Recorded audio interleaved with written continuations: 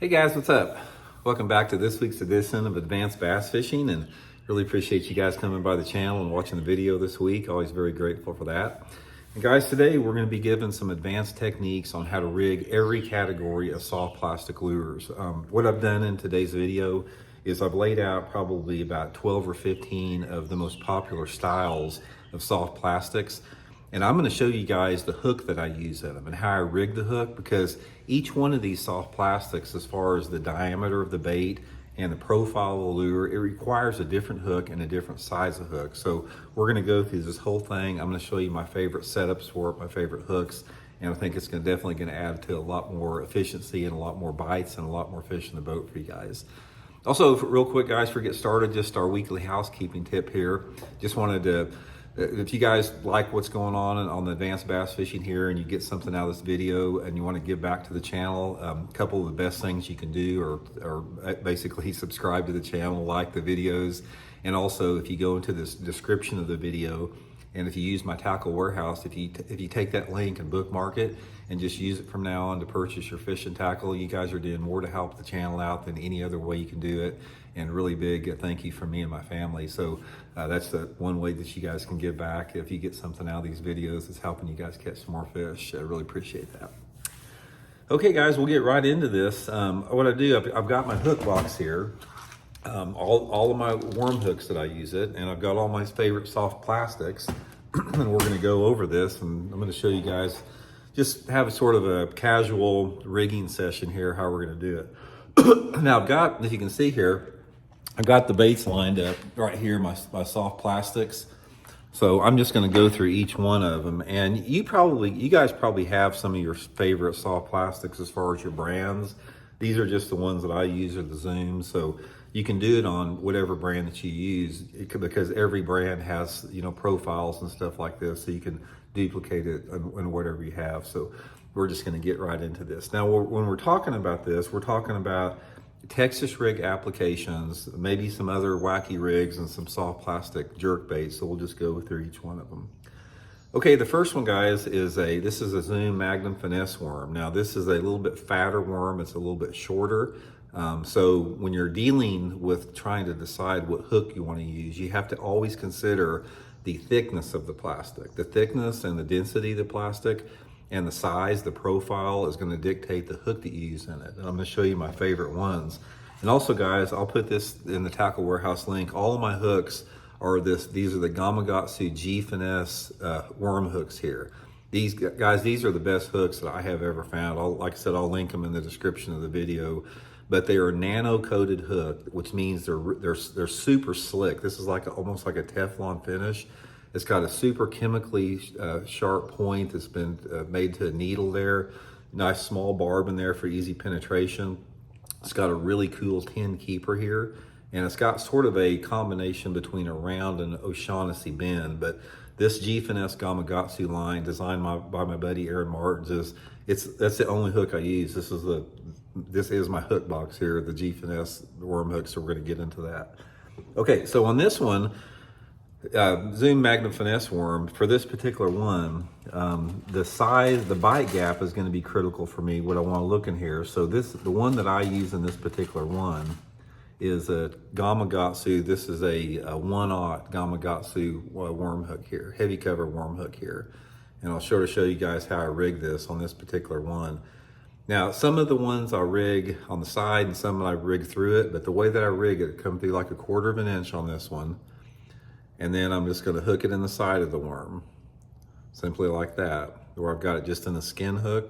That's going to be the rigging for this worm and a lot of different worms here. So normally I'll use this setup on like a 1/8 ounce or 3/16 ounce sinker, usually pitching and flipping around some type of a shallow cover. But the thing that you want to try to do, guys, is you want to try to use the right size of hook. And if anything, always go on the small side. One of the things I found out about Texas rigging is that wisdom, or conventional wisdom, will say that, okay, you need to use a bigger hook because you got a better chance of hooking the fish. I've experimented a lot, and I lose more fish. The bigger hook that I use, the more fish that I use. So on my setups, I usually go about a size smaller than what most do, but this 1/0 is going to be good on this particular style of worm. Okay, the next one would be a tube bait. You know, any type of a tube bait. Now, in a tube bait, you can't use a straight shank hook. You have to use an EWG because the thing is hollow in the side. And if you try to rig a straight shank on it, it'll tend to slide up through there. Doesn't rig straight. Doesn't hook them very good. So the hook that I use, this is the G-Finesse Gamakatsu hybrid worm hook. It's an O'Shaughnessy bend. It's an EWG offset hook. This is the way that you want to set this particular one up. And on the tube, again, come through about 1/4 of an inch, you know, come through the bait like that, and then you're going to come all the way through the tube through the back side, just like that, and you want to lay it flush on the top. Now, the thing about the tube like this is, like, if you can get away with it, lay it flat where the point is not back in the plastic, but unless you're pitching and flipping in some really heavy cover, and then you're going to have the hook point back in there like that. But that's the setup I use there. And normally on a tube, I'm using anywhere between a 2 to 3/0. This is a 2/0 right here. And again, on the tube, you don't want to go too big, because if you go too big on a tube, it's going to come out the bottom and it's not going to lay right. It's not going to look right. So for the most part, you know, a 2 to 3/0 hook is going to work really good with the tube setup there. Now the next one we got here, this is a Zoom Z-Craw here. Now this is a fairly large profile soft plastic creature bait here. Most of the time when I'm using the Z-Craw, I am pitching it and flipping it, so I'm wanting to use a little bit heavier hook. Now there's actually 2 different hooks that I will use for this, based upon what I'm doing. If I'm pitching and flipping around some type of a sparse cover, that type of stuff, where isolated stumps, around the corner of a dock, I'm using the Gamakatsu G-Finesse. This is going to be a 3/0, which is quite a bit bigger. Another thing you'll notice about these Gamakatsus, guys, this is a 3/0 hook, but it looks like a 4/0 in most people's hook lineup. So when you look at the Gamakatsu line compared to other brands like Mustads or Eagle Claw or something like that, the Gamakatsu size is about a size bigger than what most people's are. This, like in an Eagle Claw or a VMC or something, this would be considered a 4/0, but it's a 3/0. So I'd be using this on a sparse cover. This is the heavy cover worm hook, which is they call it a heavy cover worm hook, but it's got a little bend to it. It's not super stiff. But I'm going to be using the straight shank again, coming in, and like all my soft plastics, most of the time I'll come out the back side, and I do just barely bury it in there. As you can see, makes it completely weedless. Now you can see with the 3/0, see how that lays in there nice and easy. One of the things about that is when you're putting your hooks in your baits, you got to realize that the hook is a strike detractor. It's like anytime that you have a hook in your bait, it's something that's not natural. It doesn't look like part of the bait. So the smaller, this is another reason I like to go small on the hook, is because it's less obtrusive. And that's why, the reason I know that a hook is a strike detractor as far as when you're pitching and flipping, is in practice for most any tournament I go to, I cut my hooks off. So there's no hook in there. It's just the weight, and the hook's clipped off like with 1/8 of an inch sticking out of the plastic. I always get more bites in practice because I'm not using a hook. And if I go to a hook in the tournament, my strikes usually go down, simply because they can see the hook. So try to make that hook less obvious than anything by using a little bit smaller size. So that's the heavy cover worm hook. Now, if I'm fishing super cover, like super thick mats, like real thick mats, I use this extra heavy cover one. This right here is a 4/0. It's a little bit bigger. It's an extra heavy cover. It's thicker diameter. It's super stiff. And say, for example, if I'm flipping matted vegetation like with braided line, I got to have a stiff hook, because this particular heavy cover worm hook here, or not just Gamakatsu, but anyone, you can test it by trying to bend it out with your finger. And if you can bend it very much, if you can flex it very much, it's not a good hook to use with braid. So that's why when I'm using braid, I'm using this. This is the heaviest gauge wire that Gamakatsu makes on this. It doesn't bend out a lot. So I'll be upgrading. I'll be putting a little bit bigger hook in. And there's a couple reasons I do this. Number one is when I'm pitching and flipping mats, I'm usually using a really heavy sinker. So the heavy sinker is going to be in the way when I set the hook. So I need a little bit stiffer hook and I need a little bit bigger hook. And when you're flipping mats, one of the things that I do with flipping mats is you don't want to really run that hook all the way through like you would in a more sparse situation, because you're in super heavy cover, you got heavy thick line. So in a situation like this, I'm pretty much burying the hook into the plastic like that, because if I don't, the heavy cover is going to always get me hung up there. And since I'm using braided line, I have the power to bring that through there on the hook set that I don't have on fluorocarbon. So this thicker hook like this is going to be for your pitching and flipping, where you don't want any flex whatsoever with it. Okay, the next one is a soft plastic stick bait, like the Senko here. Now this is actually the Zoom's Linky right here. I rig this bait several different ways based upon what I'm doing. Now, if I'm casting it on just without a weight, just with a hook on there, I'm using an EWG hook, because what happens is if I'm casting this, let me go ahead and rig it and I'll show you what I'm talking about. You guys hear me talk, if you've heard me, that I don't use the EWG style like this much. It's very rare that I do, and this is one situation I do use it. If I'm fishing this bait weightless like this with no weight on it, I want the EWG because of the keel it has. See, the actual offset acts as the keel, and that will help this on a slow fall. It'll help it fall, more naturally looking with this type of a hook setup. So that's the way I rig it. Usually, again, this is a 3/0 here, a 3/0 hybrid worm hook Gamakatsu. I'll rig it like that without a weight. And if I'm using a weight, then I'll go to the straight shank, again in the 3/0, and I'm gonna rig it to the side. And the reason that I use it like this is with the weight on there, I'm not really concerned about the slow fall, and I want the straight shank for better hook penetration. So if I'm Texas rigging it like with an 1/8 ounce or 3/16 ounce sinker, I will use the straight shank in about the 3/0 like that. And finally on there, this is, you guys know these are really good setups to wacky rig. So on the wacky rig setup, I'm going to a smaller, like this is a number 1, it's a small, and I'm hooking it right in the center, just like that. I don't use a collar. We've talked about this before, guys. You'll get more strikes and you'll land more fish just hooking it through the center. You hear a lot of the guys, they put the collars on there. Collars are another strike detractor, and also it turns your hook at the wrong angle. But if you hook it just like that, it's gonna fall just perfectly like that. When that fish comes up and hit it, you get it in the roof of the mouth every time. And I usually go to, with the, again, G-Finesse straight shank number 1 hook there. Now, a lot of people use those octopus hooks when they're wacky rigging. I don't like it, guys. I do not like the octopus hooks. I've tried them a lot. They are smaller, so they're less of a strike deterrent.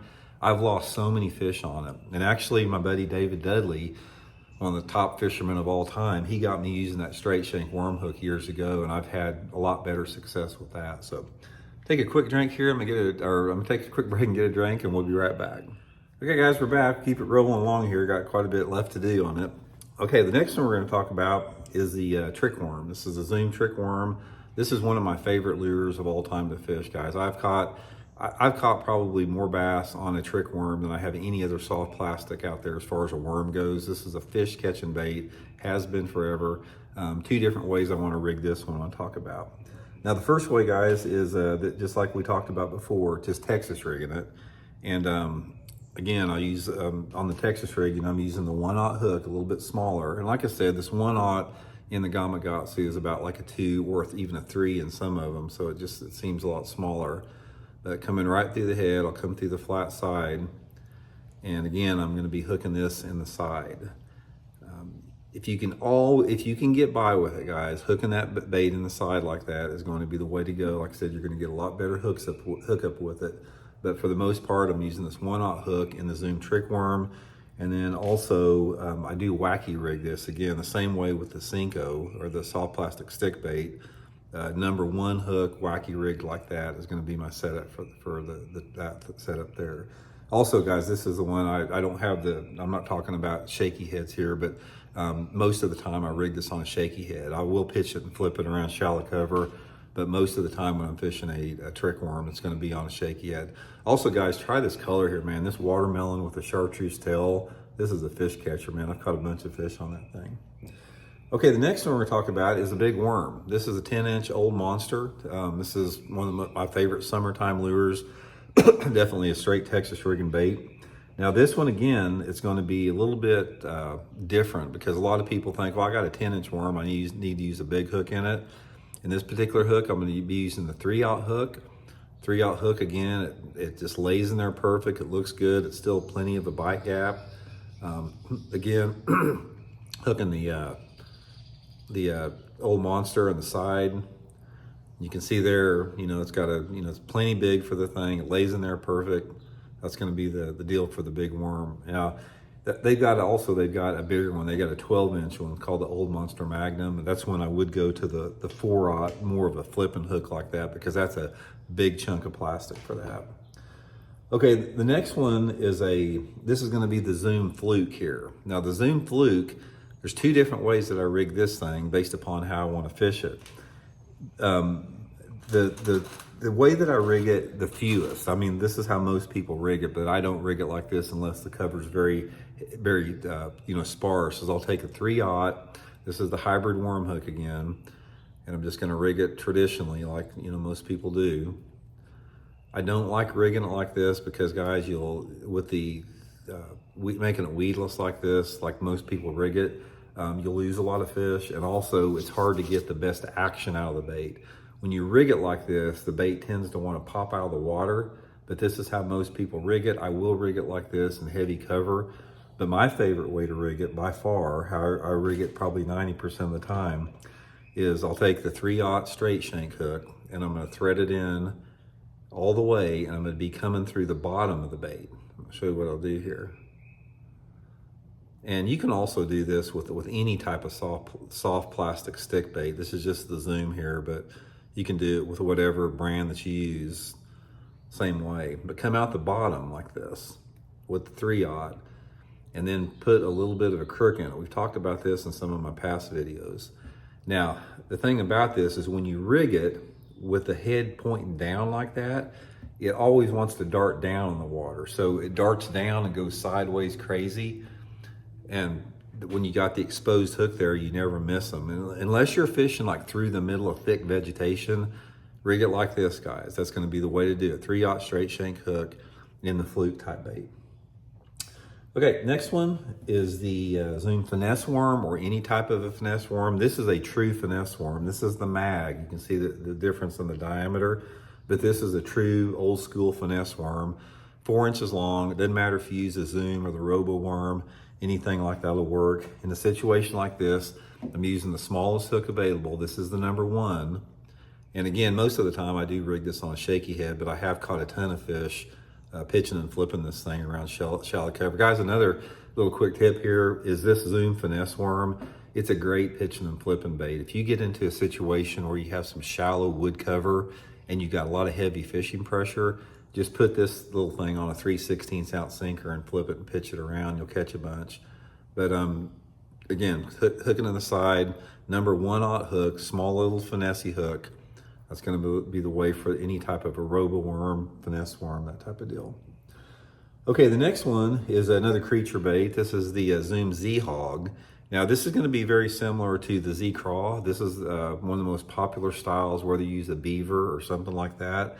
One of the things I like with this particular hook here is I will go just a little bit bigger, and this is one of the few situations where I do use the 4/0. This is the 4/0 Gamakatsu, which is actually about like a 5/0 more than anything else. And the reason I use the biggest hook in this is you can see how thick that plastic is. That's a lot of plastic there. It's probably the thickest plastic that I've got on any of the baits that I use. So I want that bigger bite gap. So that's why I'm using the 4/0 on there. Excuse me, the bigger bite gap will allow me to hook a lot more fish than I would if I went with the 3/0 on there. Now, for example, the Z-Craw is a little bit thinner, so I can get away with the 3/0, and then rigging it right through, hooking it just like that. It's still, even with the 4/0 hook, it still sets in there really nice. It's pretty small. Now, one of the things about this, guys, I'll tell you a little tip about the creature bait. Whether you're using a Z Z-Hog or like a Sweet Beaver a lot of people use. I used the EWG hook for years, like a heavy wire EWG hook to flip in there with, because it's very easy to rig it and it stays straight really, for a long time. But my hooking ratio was not very good on it. It was only when I went to the straight shank hook. It's a little bit more of a pain in the butt to keep straight and rig. Also, sometimes the point comes through the bait, so you have to jack with it once in a while. But the difference in the amount of fish you land with a straight shank over an EWG on a creature bait, huge difference. So always try to go with the straight shank, even though it's a little bit more, it's not quite as user friendly. Now the next one is one of my favorites, guys. This is a Zoom Brush Hog, and this is the bait right here, guys, that got me using smaller hooks, because this is a big honking piece of bait. This is 6 inches long at least, maybe bigger. It's got a lot of appendages. It's got a lot of plastic on it.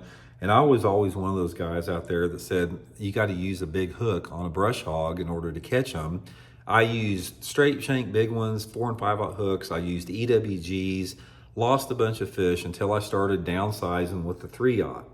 Now, even though this is a thick piece of plastic, the 3/0 hook, hooked in the side, I land so many fish just like that. That works perfect in the bait, just a good combo for it. Again, go smaller even though it's a little bit bigger. I know it's hard to do. It's sort of counterintuitive, because a lot of times you'll put that hook in the bait and you'll say, God, it looks so small in that bait, I'm gonna lose fish. Trust me, you won't, because it's all about penetration, guys. The smaller the hook and the smaller diameter of the hook, the easier it is to penetrate. If you've got a thicker hook and a larger hook, it's much more difficult to penetrate, especially if you get in a hard part of the mouth. So there's a huge advantage to using the other one there. And the final one we're going to talk about, guys, this is a Zoom Speed Craw. It's a small bait. It's a small profile lure. And again, this is another straight shank hook situation. I'm going to be going, again, with the 1/0 hook. And even this 1/0 hook looks pretty big in here.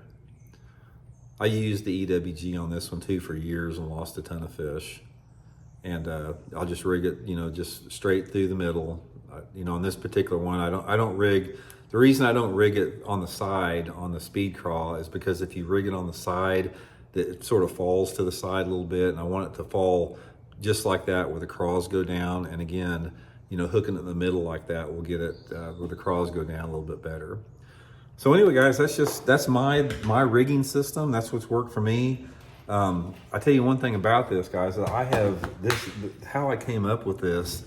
This was nothing that I just developed quickly. This is something that took me decades of fishing, because I've used every brand of hook. I've used every size of hook, and I've lost and I've caught tens of thousands of fish. And how I came up with this particular system for myself came through losing fish, because every time I lost fish flipping and pitching soft plastics or casting soft plastics, it made me think, it's like, what can I do to change it up? What can I do to improve my success that I can control? And that's where it just came in through experimentation. It's like it was trial and effort, or trial and error. It took me a long time to figure it out.